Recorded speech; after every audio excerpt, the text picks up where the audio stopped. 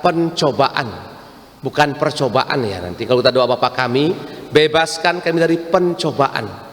Kalau pencobaan itu bahasa Balinya temptation, itu pencobaan, tempted. Kalau percobaan eksperimen. Nah, kita berdoa yang benar nanti pencobaan. Pencobaan artinya sesuatu hal yang sangat riskan, yang menyangkut hidup dan mati.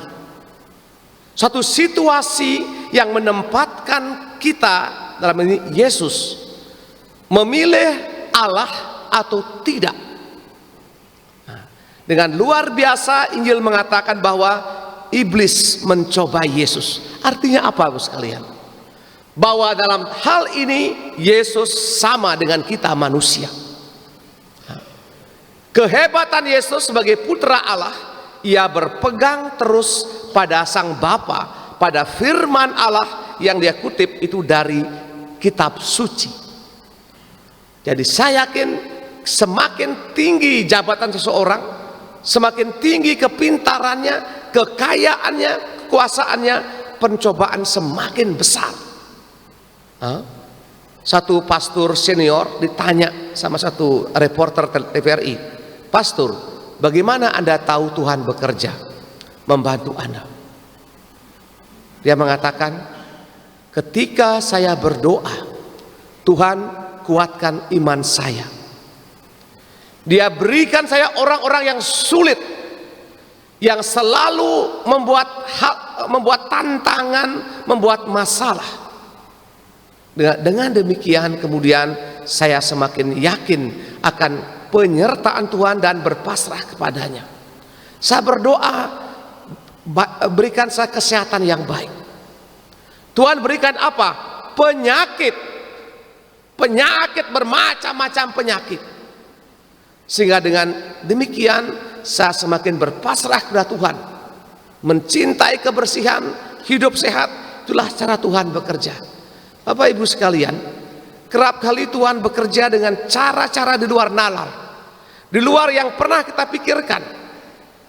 Dia tidak bekerja dengan cara muka yang ganteng, yang cantik, tidak. Dengan babi yang banyak, tidak. Kerap kali Tuhan berbicara memurnikan iman kita dengan persoalan, dengan masalah, dengan kesulitan. Artinya dengan demikian Tuhan memurnikan iman kita pelan-pelan dan pasti, sehingga kita menjadi orang-orang yang sungguh-sungguh berakar pada Tuhan sendiri. Pencobaan 3 kali, satu mengenai roti, artinya kalau kita lapar, kita gampang dibawa kemana-mana. Misalnya begitu Anda diiming-imingi mendapat hadiah, khususnya lewat handphone. Nanti masukkan ini, Anda mendapat hadiah 100 juta. Pasti kalau kita punya nalar hilang. Kita lapar, langsung mau masukkan semua. Akhirnya login, ceklik login, semua data Anda hilang. Rekening bank kosong. Kenapa? Karena kita lapar, kita kurang menggunakan nalar. Kemudian yang kedua, kalau Anda punya kuasa, Anda punya kekayaan 15 triliun, tanah 60 hektar, saham di bank 14 triliun, kuasaan itu. Dan kita gampang mengatakan tidak penting misah, tidak ada misah. Saya hidup dengan uang saya. Ingat dalam Injil bagaimana orang yang kaya itu mengatakan, "Hei jiwaku, tenanglah. Lumbung-lumbung penuh semua. Kamu aman bertahun-tahun." Tuhan mengatakan, "Pada malam itu juga, hai orang bodoh, ia mengambil nyawanya." Apa arti semua lumbung yang besar itu namun kehilangan nyawa? Kemudian apalagi yang ketiga, naik turun atas, terjunkan dirimu. Dan Tuhan mengatakan, jangan mencobai Allah. Artinya saya katakan bahwa semua kita punya persoalan, kita punya pencobaan. Cara yang tidak terkalahkan untuk mengalahkan godaan itu adalah apa? Membaca, merenungkan dan melaksanakan sabda Allah. Anda baca tadi Injil. Ketiga pencobaan itu Tuhan jawab dengan mengutip sabda Allah. Manusia tidak hidup dari roti saja, tapi dari setiap firman Allah yang keluar. Mengapa sabda Allah? Mengapa Injil?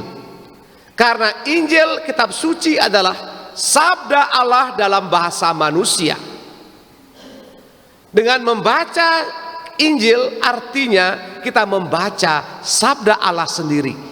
Sabda Allah yang kita baca berarti kita berbicara dengan Allah sendiri. Kalau kita berbicara dengan bahasa Allah, maka persoalan pencobaan menjadi sangat kecil di hadapan Allah. Karena Allah yang berjuang melawan kita. Kita hanya alat yang tidak berguna. Sehingga kalau ada orang yang menyombongkan dirinya, semua bisa karena saya pintar, karena saya punya relasi, karena saya punya S3, S4. Hari itu juga kita melawan Allah dan pasti tidak selamat.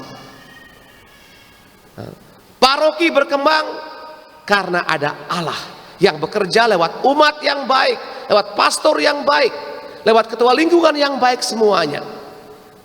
Sehingga jujur Bapak sekalian, saya pastor paroki pastorekan bukan apa-apa. Kami hanya alat kecil yang dalam segala kebodohan digunakan, dan Tuhan mau menggunakan itu. Sehingga apapun yang kita buat dalam konteks memajukan keluarga, paroki, lingkungan, itu artinya Anda kalian perpanjangan Allah.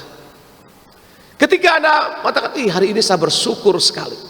Mungkin Anda punya uang ngadap godel 50%, dengan diam-diam ketua lingkungan, tolong berikan kepada gereja, sumbangan dari NN, no name.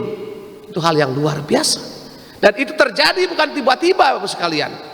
Dan saya sangat yakin dan percaya, segala hal yang baik, kur yang bagus, sekami yang hidup, mudika yang tertib, itu semua adalah bukti nyata bahwa Tuhan hadir lewat segala kelemahan dan dosa kita. Masa puasa 40 hari adalah masa yang sangat bagus untuk kita bersama-sama meningkatkan amal bakti kita. Saya katakan pada Rabu Abu, tingkatkan hal yang baik, kolekte, kunjungan orang sakit, ya, perhatian pada anak, orang tua khususnya. Nah, itu kita bisa buat. Dan jangan lupa, kalau malam-malam saya anjurkan suami istri siapapun juga, malam sebelum tidur Anda baca itu. Mungkin Anda punya ruah di rumah, punya kitab suci, baca 1 ayat 2 ayat cukup. Setelah membaca ayat ini, katakan, teks ini bicara apa pada saya, seorang tukang kayu, seorang kontraktor, seorang perawat, seorang mungkin juga yang suka minum-minum, juga dikatakan semua itu. Dan itu sebenarnya cara agar sabda Allah ini menjadi kekuatan dan tameng untuk melawan si iblis. Kalau zaman tahun 70-an, iblis itu digambarkan dengan apa? Orang yang hitam, hidungnya panjang, pakai sapu, bisa terbang. Sekarang tidak, Bapak sekalian.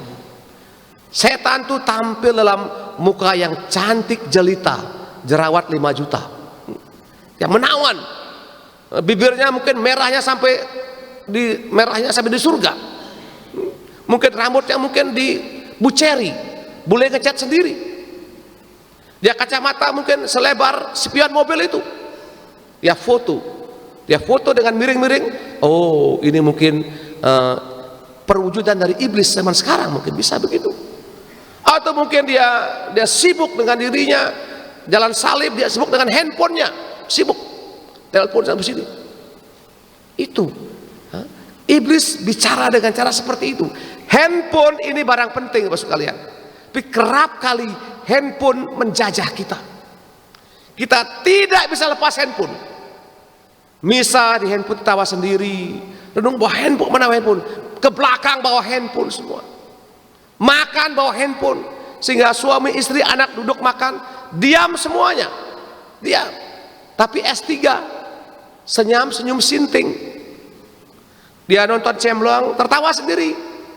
Ada bapak, ada eme, ada pesaget, tidak diajak omong.